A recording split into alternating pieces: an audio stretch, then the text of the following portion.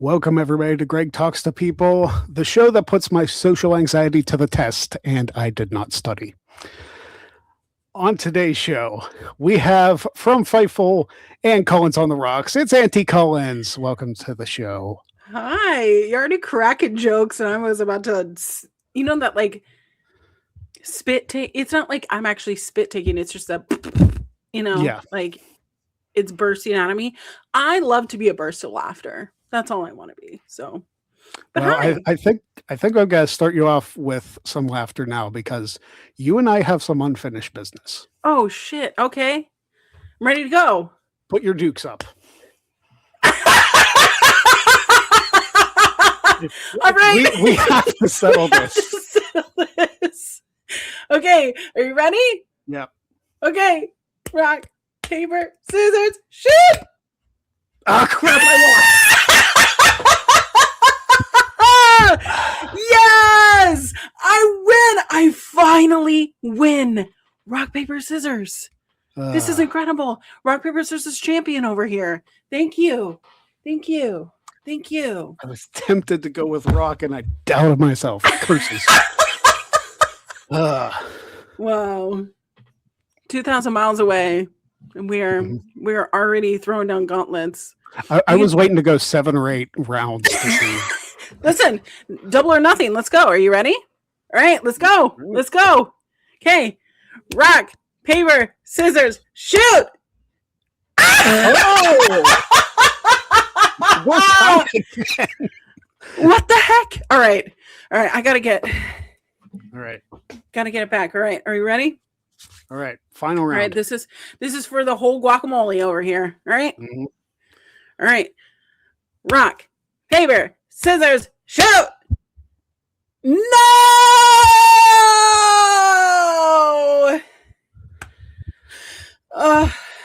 And how quickly the mighty have fallen. It was a good run.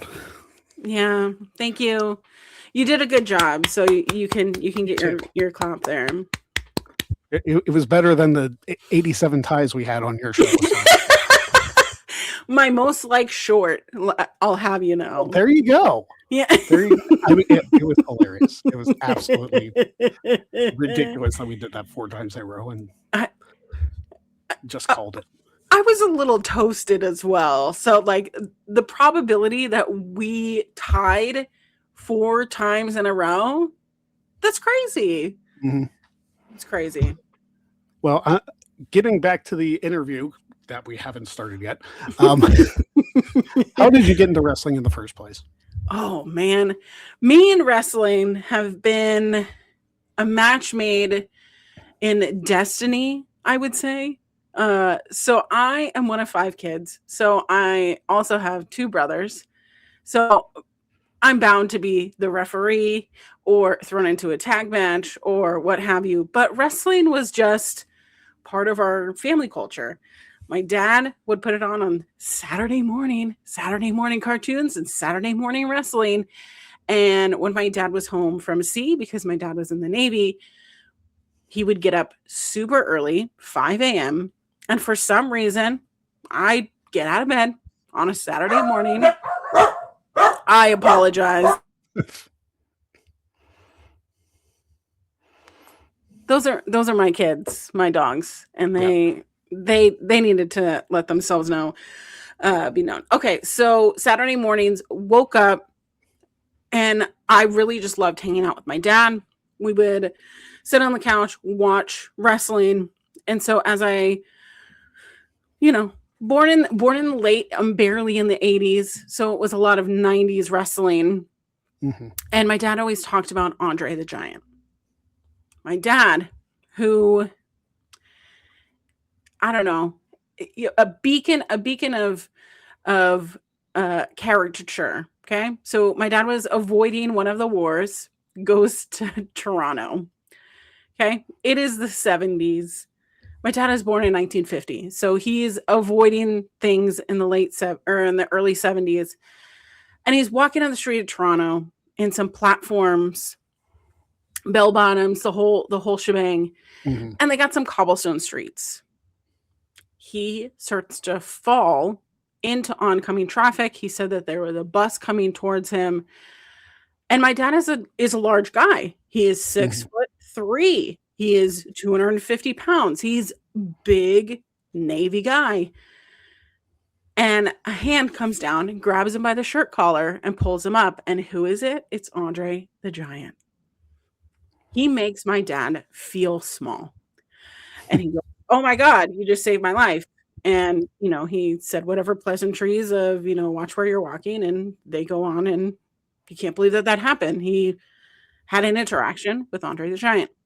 Well, a couple hours later, they go to this dive bar. They'd gone to some club, and they went to this dive bar. My dad wanted a steak and a cocktail. And my dad sees Andre the Giant and his entourage come in through the VIP section. And my dad goes, "Hey, I'd like to buy him a round of drinks because he saved my life." And so he flagged on his waitress to buy them a round. And she says, "I can't charge you for a round because that man has already paid for your bill and would like you to go sit with them."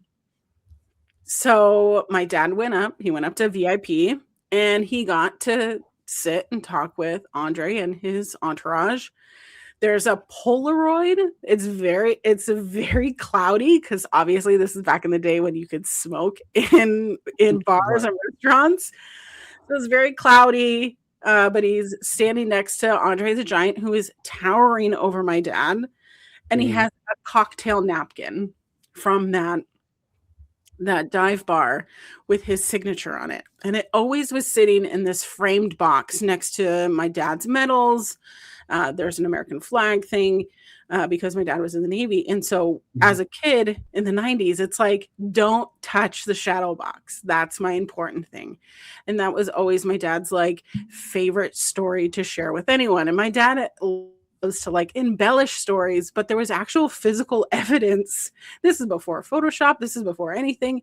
There was physical evidence of this encounter. And I just thought it was such a really pivotal moment that made my dad a wrestling fan for life. So he passed that on to me and my brother, so that when we watch wrestling, and we're watching wrestling in the 90s, where we are watching wrestling because my dad was impacted by wrestling. So all that to say, I started watching wrestling in the 90s just like everyone else. I was a Monday Night Raw girl.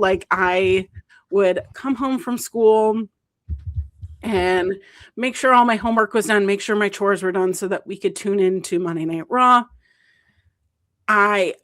I absolutely love Kurt Angle. I was obsessed with the 1996 Olympics. So seeing him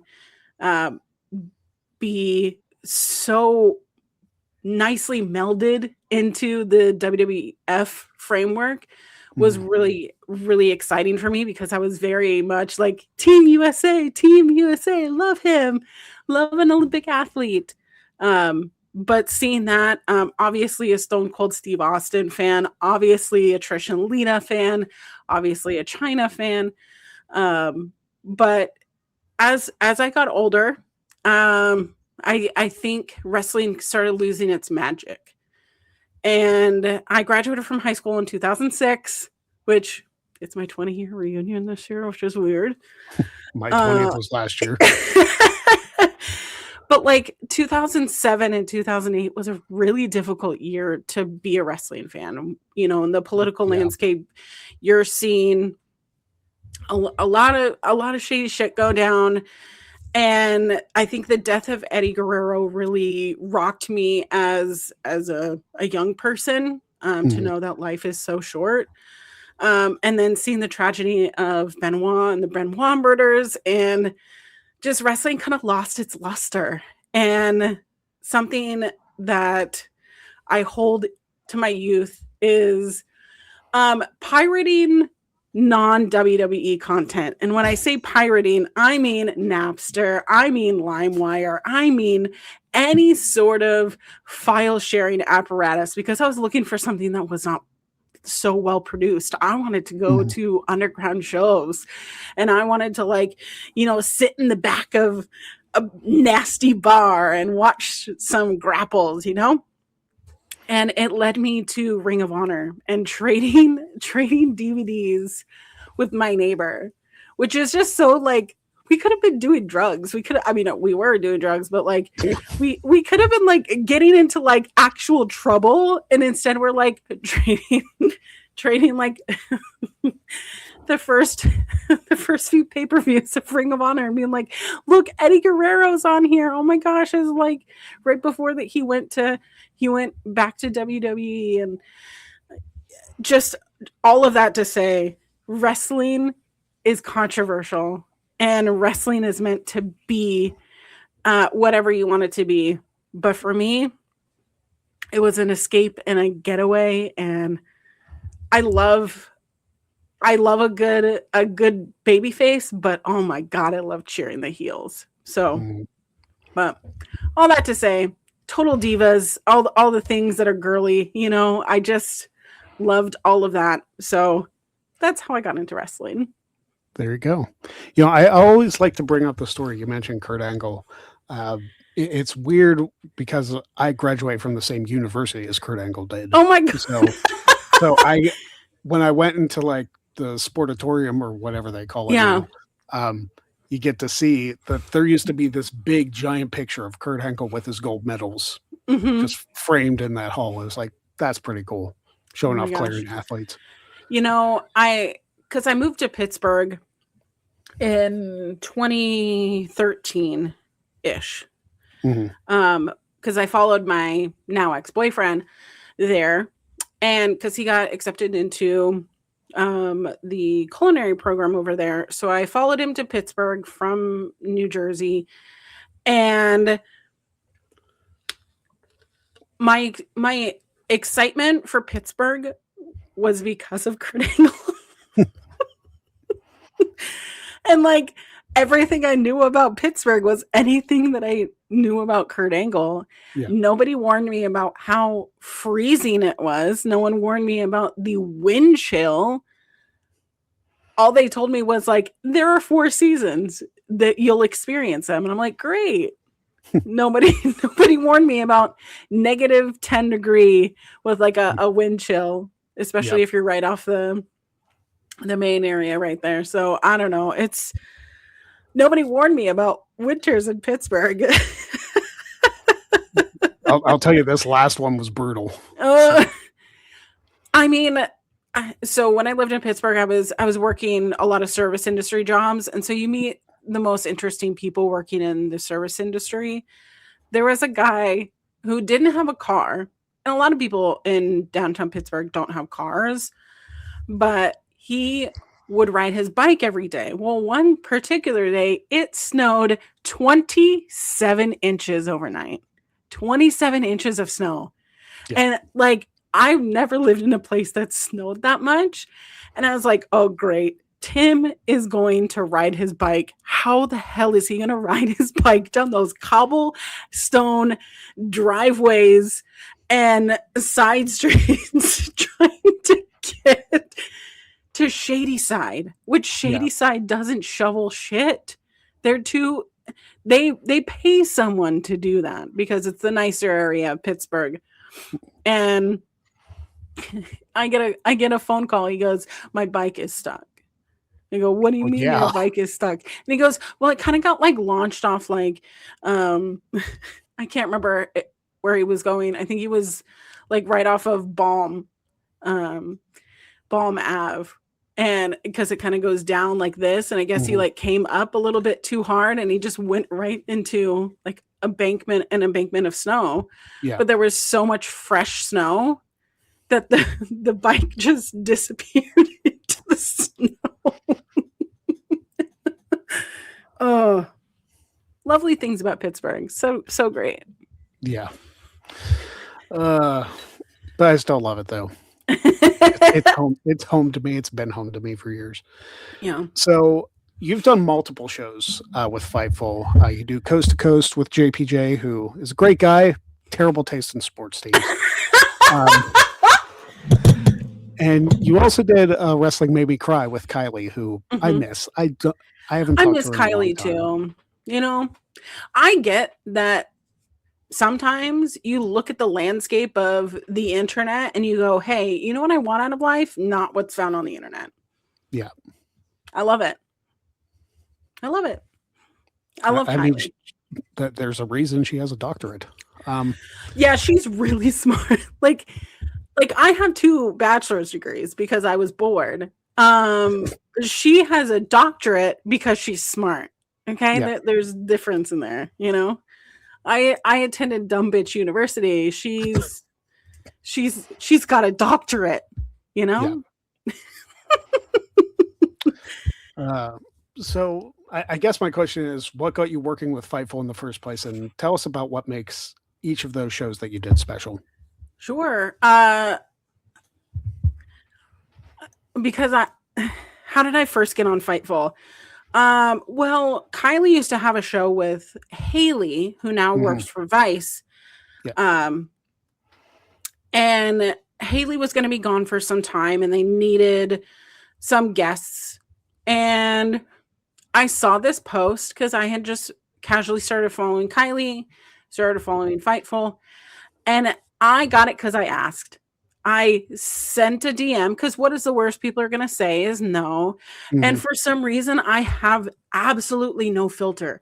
I think the best in everything, and the worst thing that people are going to say to me is no.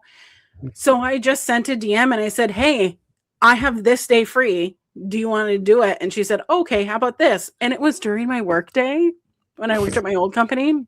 Yeah. So I called in sick because I said, this is an opportunity that I need to take and I need to make a good impression and I need to be ready. And surprisingly, this was an episode where the bloodline had first started.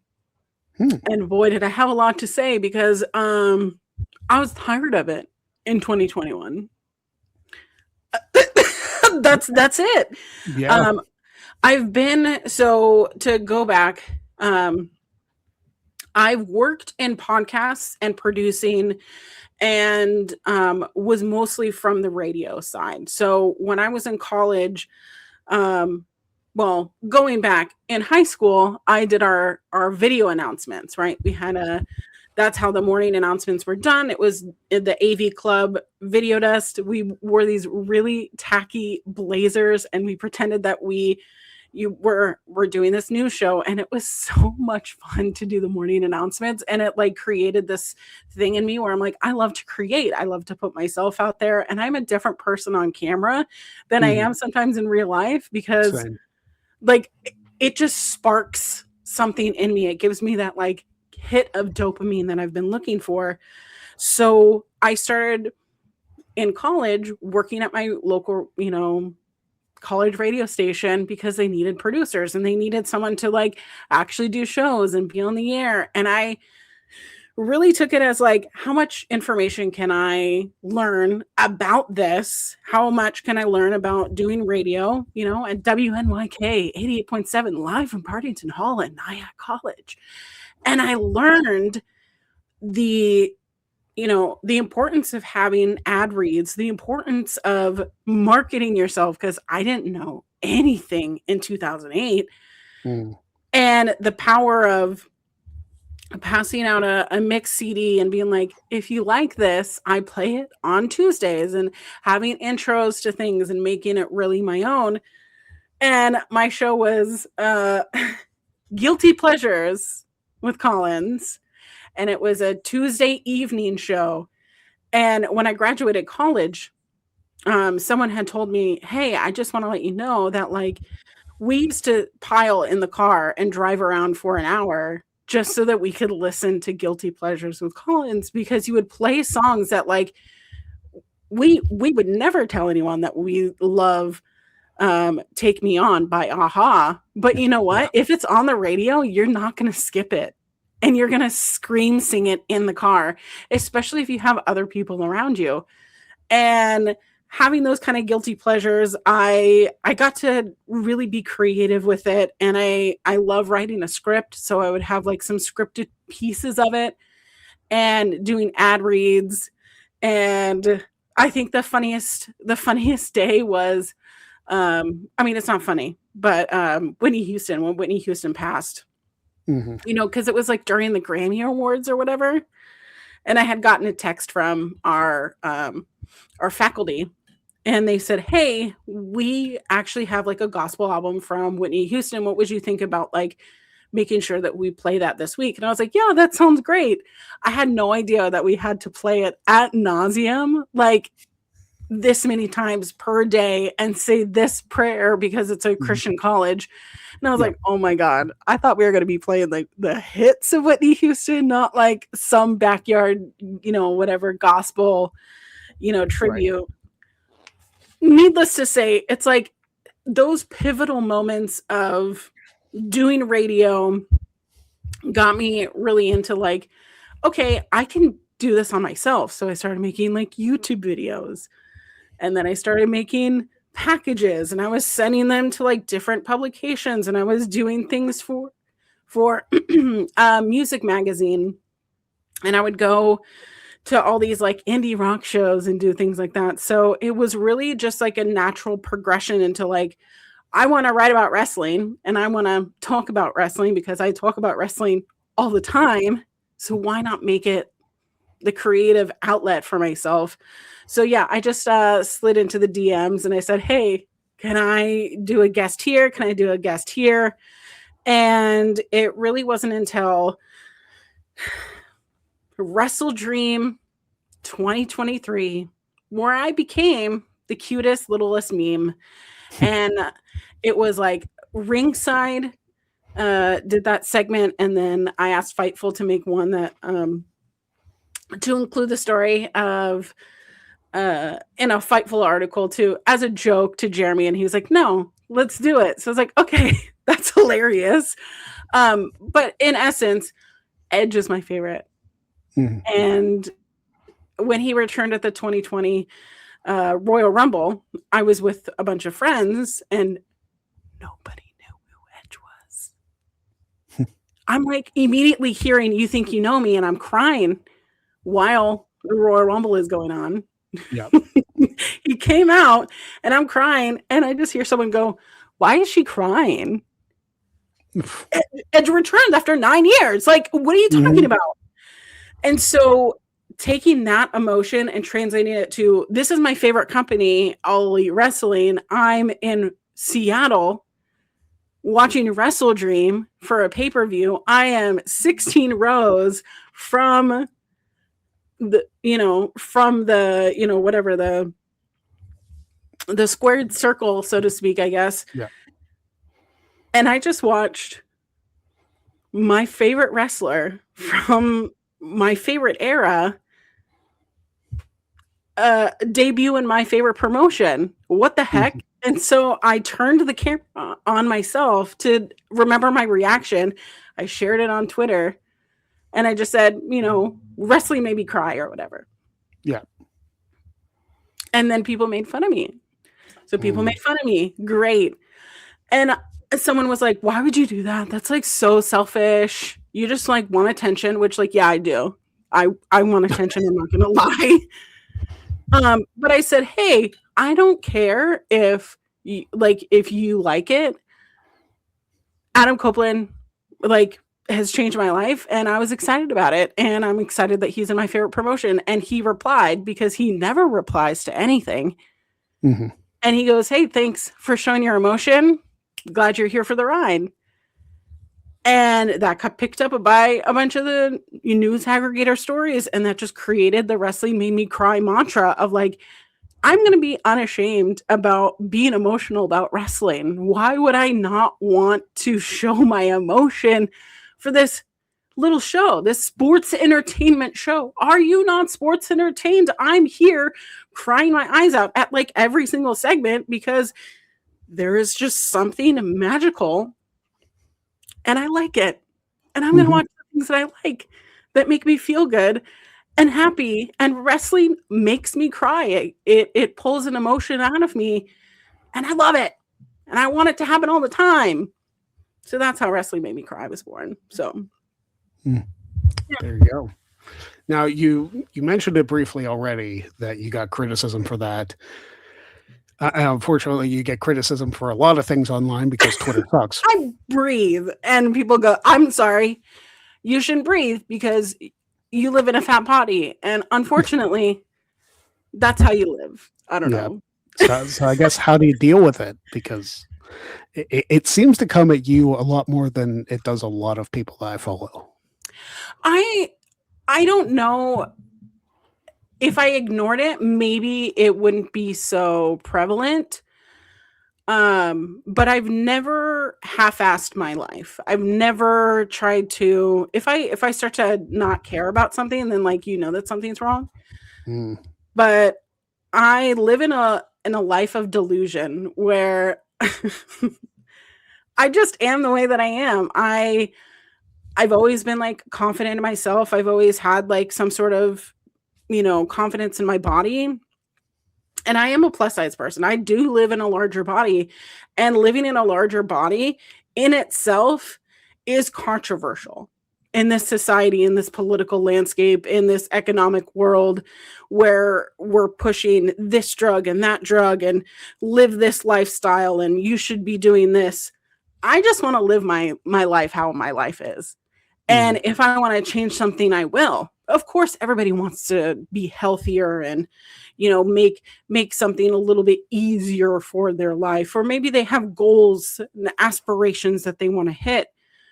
But when anyone comes at me and is like, objectively, you're the most nastiest person and you're going to die alone. And it's like, you're wrong because I am married. And even if I wasn't married, if I showed you my rap sheet, like, unfortunately, I just live with this confidence, and that has never stopped me from being exactly the person that I want to be and am. I'm always going to have doubts. I'm always going to have missteps and be human.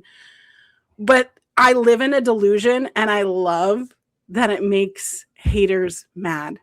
Me living in a larger body, loving and not hating myself makes people upset, and I love it. Does that make me a heel? I don't know, It might a little,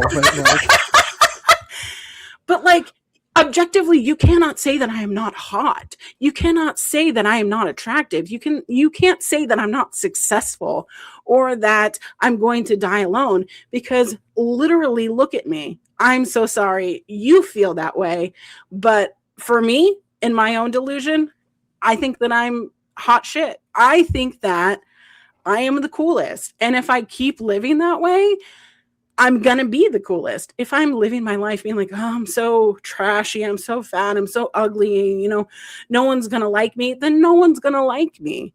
But if I live my life and go, you know what, I've made mistakes. I've been human.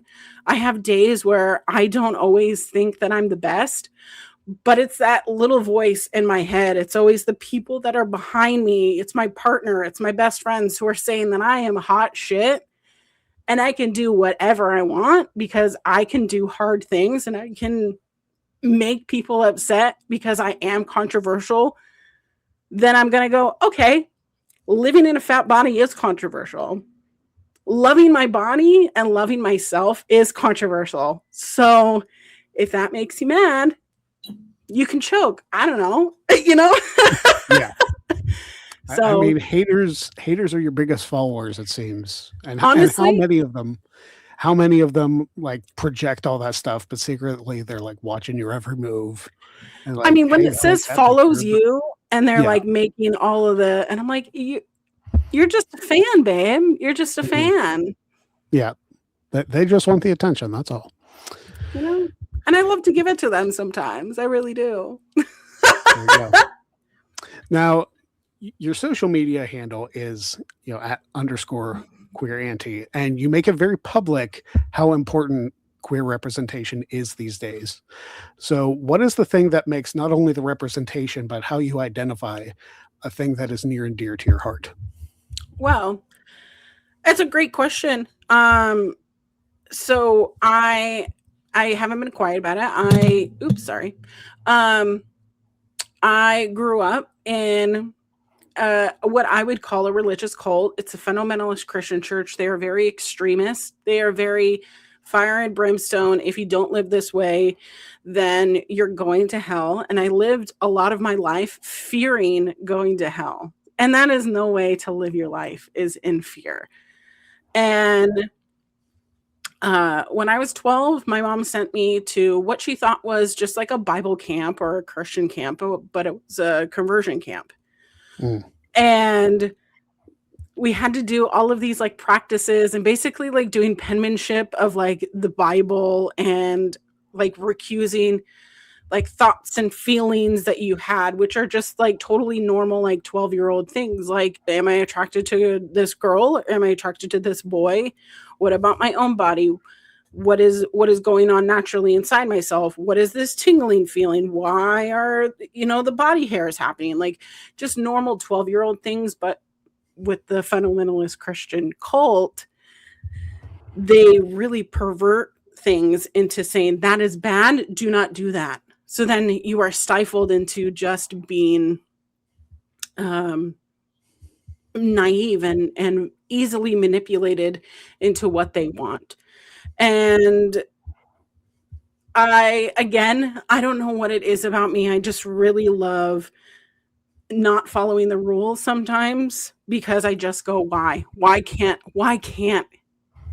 gay people not have this right? Why can women not be together if they love each other? And so when I moved away when I was 18, and I moved to New Jersey, and I had what would be my first like lesbian relationship, and the weird feeling of like, this doesn't feel wrong, but I feel like I should feel like it's wrong, and feeling like I had to keep things a secret or just refer to them as my friend in front of like the older generation because they won't understand, and having that like thing rooted in shame, and no one was like openly being gay or queer or what have you.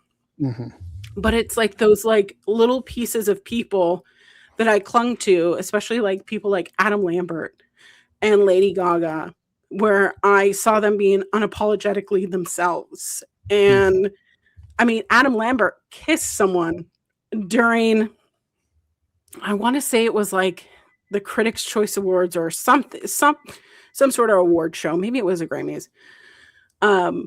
But he kissed someone that was a man, and he was like, you can't ever do that again. Like he was pulled from, this morning show and this whatever show, and like basically blacklisted for being himself. And so I've always just wanted to be unapologetically myself, even if it isn't appealing to a lot of people. I mean, hell, I'm delusional in my own regard. And I've had like straight presenting relationships, and I've always known that I'm queer, and I've always known that like, I told a lot of people I'm bisexual, and then I'm actually like pansexual, but then like, do I actually have a gender? Like having all this like questioning of stuff. And I was in like a straight presuming relationship with a guy, and I was like, yeah, like I think that I'm like gender fluid and I'm whatever I want to be, and I never want to solidify anything to myself, and I never want to like just be like attracted to one gender. I think I'm attracted to like everybody in some regard. And they like said some slurs to me, and I'm like, okay, you're not my people, because if you think that's a threat to you, I don't need to be around you. If me existing as a person is a threat to you, like your foundation is made of sand. My foundation is made of rock, because I know exactly who I am, and I'm still built on top of it. So if me being myself completely dismantles you, maybe evaluate how you're built. And people don't like hearing things like that, especially if you're in a romantic relationship and then the relationship is over, and then you're like, oh no, maybe I should have been less myself. But preaching to the choir on that one. Yeah. But I've always like, I had my handle online for a very long time was Collemo. So Mhm. Collemo, because I was always crying, right? I'm emo girl.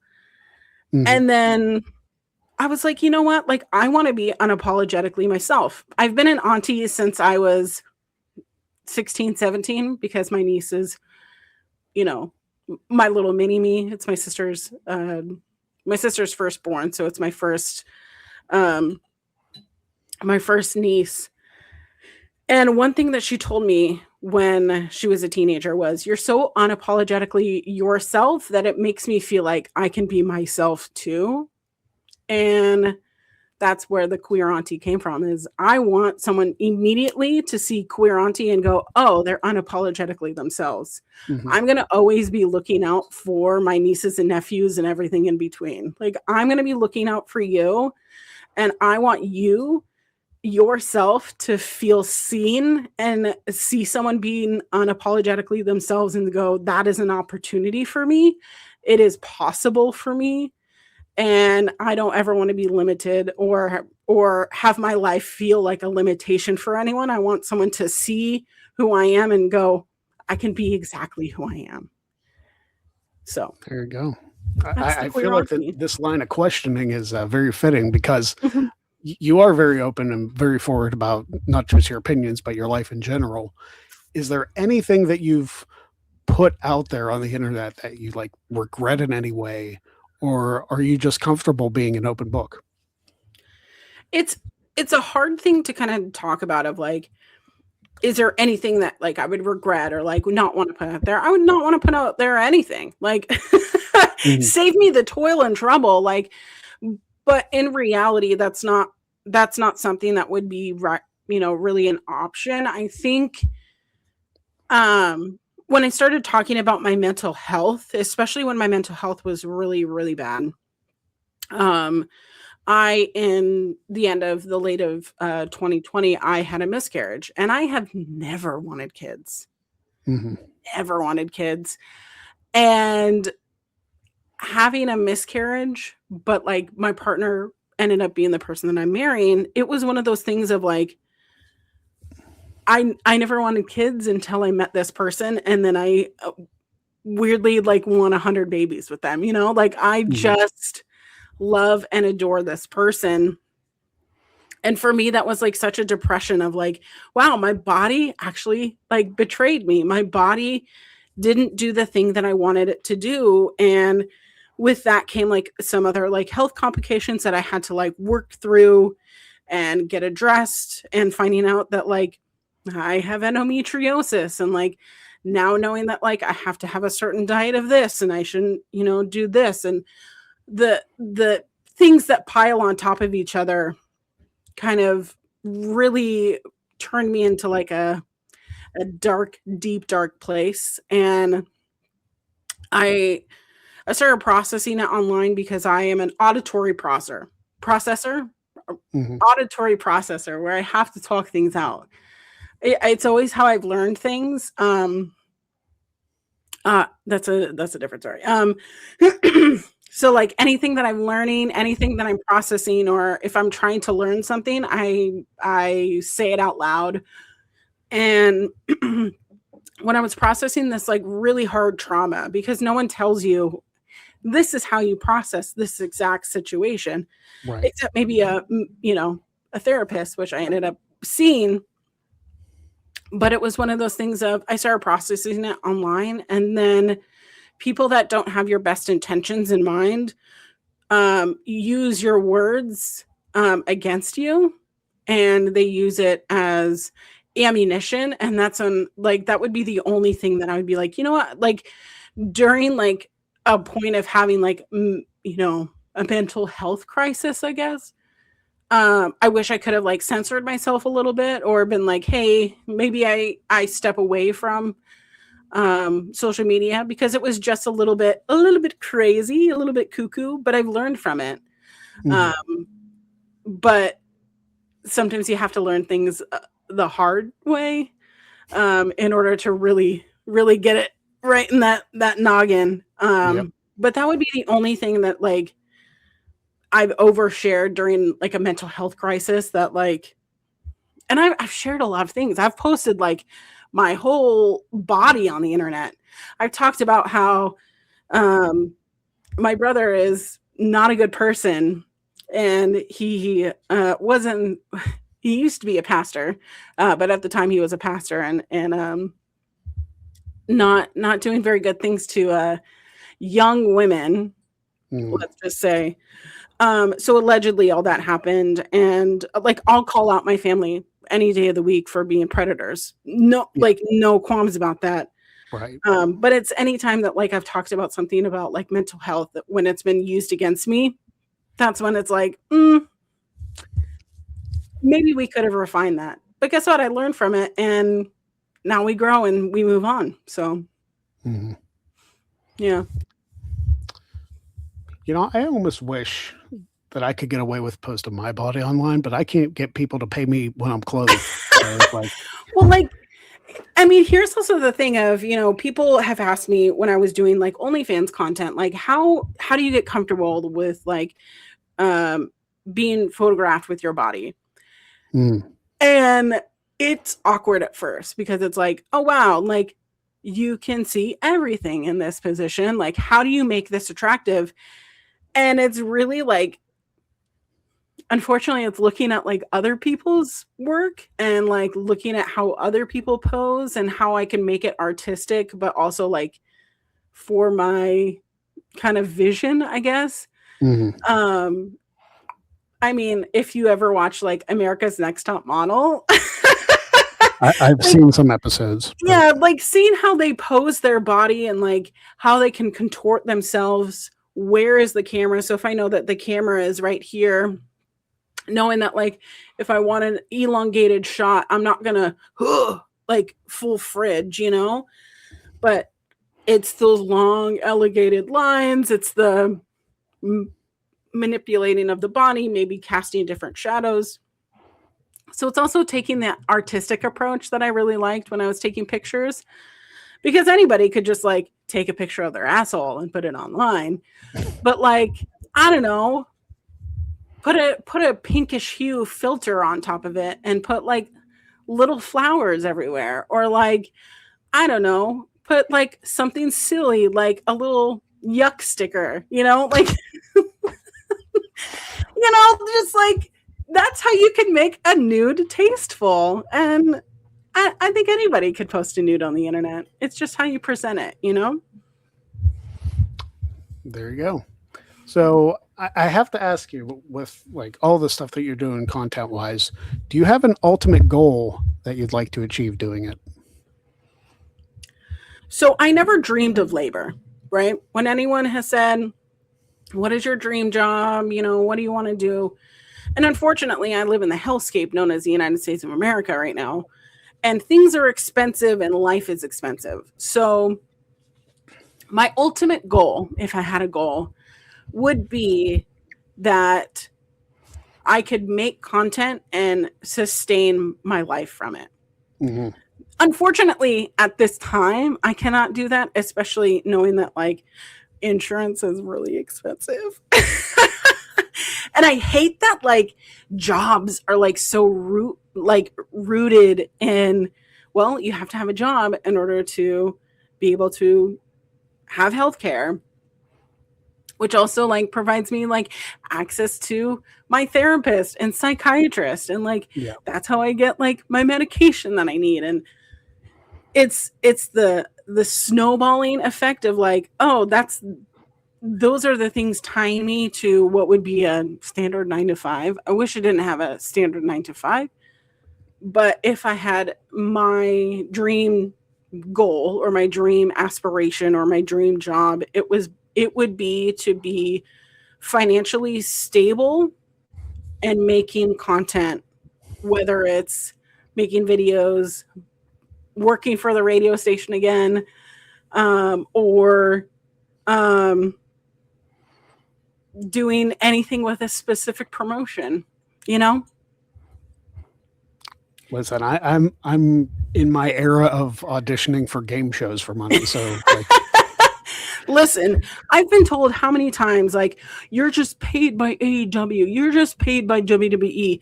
Listen, if I'm paid by WWE or AEW, you're going to know because I'm not going to shut up about it. I'll put it in my bio on Twitter. I wish people would say that about me because I'd be like, where are the checks? Like, I will happily be a paid shill because that means I'm Listen, making money. Tony Khan, my DMs are open. I'll do anything. Tony Khan, I'm going to Double or Nothing. I was Yeah. at Full Gear. You know, I've been to a few shows, so like, Yeah. hook a brother up. Yeah, let's hook you up. So throughout your journey, who would you say has helped you the most? And is there anybody, like content creator wise or otherwise, that you'd like to give your flowers to that have been influential to you? My main motivator is my husband because when we first met, well, technically we first met when I was very young, but record scratch. Okay, so I used to play in a worship band with his college roommate. So I knew him when he was in college, and I was still 17, and I was like, hey, that guy's really cute. He likes Pokemon. But I was so focused on his roommate because I'm 17 and whatever. So I moved to, New Jersey, and I moved back to Washington. And 2018, his desk is across from mine. And he had told me that like he like streaming on Twitch and this whole thing called Twitch. And so when we got into a relationship together, especially like in like 2018, I was making like vlogs. That's what my YouTube was. I was doing vlogs, and then I was doing like quarterly radio shows. And he was like, you should like turn your YouTube into like making wrestling content. So that's when I started doing like my raw reviews, which if you want to see like the most terrified me of like, hi, my name is Collins, because like who's watching me? Who is watching this content? And I'm having like 1 or 2 views, but he would always be the first like, he would always be the first comment. He's always the one that's like wanting to cheer me on. He's the one who, when I told him that I needed a new computer, he was the one like showing me like which computers to get, picking it up for me, which cameras to get, which lights to get, which microphone to get. I'm pretty sure he bought this microphone for me. But it's the thing of, he was always the one that was like there, like cheering me on, even when he was the only one in the comment section. So knowing that like he's always like, hey, you should stream more. Hey, you should do more goals. Hey, you should do this. And it is hard. Like it is hard work to sit there and, it's all the admin work. I don't like to do the admin. I'll just do the personality part and clock in and clock out. But you have to do that back end work. You have to, really like dive into like how do you do this? How do you edit a video? I have to watch a YouTube video, and he goes, maybe you watch this YouTube video because this person helps. Or if you're looking on how to like make a YouTube thumbnail, like look at these videos and look at these click rates, and like really opening my eye to it. And like he really kind of showed me that like someone could support you. But like content creators out there that like really inspire me are probably all the like probably all the women that are out here doing things. So I've always admired Denise Salcedo. Salcedo, when I first started watching her content, was just like ad hoc here with, the Wrestling Observer, with Figure 4 Online. And then she's doing stuff with Fightful. And then she had her like Speak Now. And I connected with her like doing Taylor Swift content because I do like Taylor Swift. And then when I started watching Fightful content, knowing her, seeing that like Kate was one of the like first mainstayers of like a big post show, and like she didn't need to like show her boobs or like, you know, be ultra super sexy, though she is, in my opinion, Kate. You're not wrong. Yeah. But it's the thing of like she is just so good at what she's doing that I've just admired how hard she works, and she is always going to be like the person to cheer you on. I admire people like Wheezy. Alex is over there as I dropped my fidget toy. Alex is one of like the first content creators that I ever saw doing live reactions. I didn't even know that people could do live reactions on YouTube. And I still think it's like so cool to like see her live react, because that's what I love to do. I love sharing. I mean, I shared my Adam Copeland Edge reaction online. Like, I want to share that with the people that I'm closest to online, because I want to share this moment. And Alex does that to thousands of people every single week. And I just think that that's so cool to like be so like unapologetically yourself and really reacting to the thing that she loves. She loves wrestling, and you can see that. And she's new to watching wrestling. She's not like a lifelong wrestling fan. Like, she's pretty new to watching wrestling, and I love that. But also like watching wrestlers like Effie. I mean, Effie is my favorite of all time. He is a queer icon, but like his mantra has always been like, okay, I'm gay, so what? Like, yeah, I'm gonna market the hell out of myself because he is the product. And I love that like he views wrestling as a business, because it is a business, and he makes a bunch of money from it. He makes more money doing his stuff than he would working for any company. And I just love that like if he wants to do it, he's going to try it and do it and grow. I mean, hello, he's doing Effie's Big Gay Brunch this weekend for WrestleMania, because we're recording this before WrestleMania. And he just is so unapologetically himself. He tries things out, and when they work, because they do, then he is delightfully surprised. Thank you, Colin, so much for joining us. It's always a pleasure to talk to you. We need to do this more often than we do. I know. And for those wondering, where can we find you on social media? Well, you can find me anywhere there's social media, _queer auntie. You can see at my lower half, _queer auntie. I'm on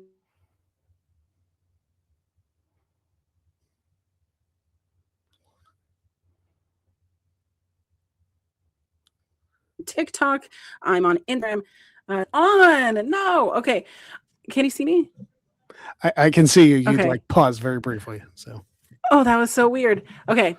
You can find me on everywhere there is social media, _queer auntie, over on TikTok, Instagram. I'm trying to really beef up my Instagram, so go follow me there. I'm on X. I'm on Fightful Overbooked every Sunday, going coast to coast, 9 a.m. Pacific, noon Eastern, with my friend JPJ. Find me anywhere there is social media. Come find me. Come hang out. I'll probably be talking about wrestling, and I hope that you have a little drink with me and stay a while. There you go. Thank you so much for joining us again. Everybody go check out Colin's social media. Go check her out on Fightful Overbook. Go check her out with Colin's on the Rocks. And thank you all for watching this episode of Greg Talks to People. You can find me on all forms of social media at Greg Cherrybrand. And until next time, be kind to each other.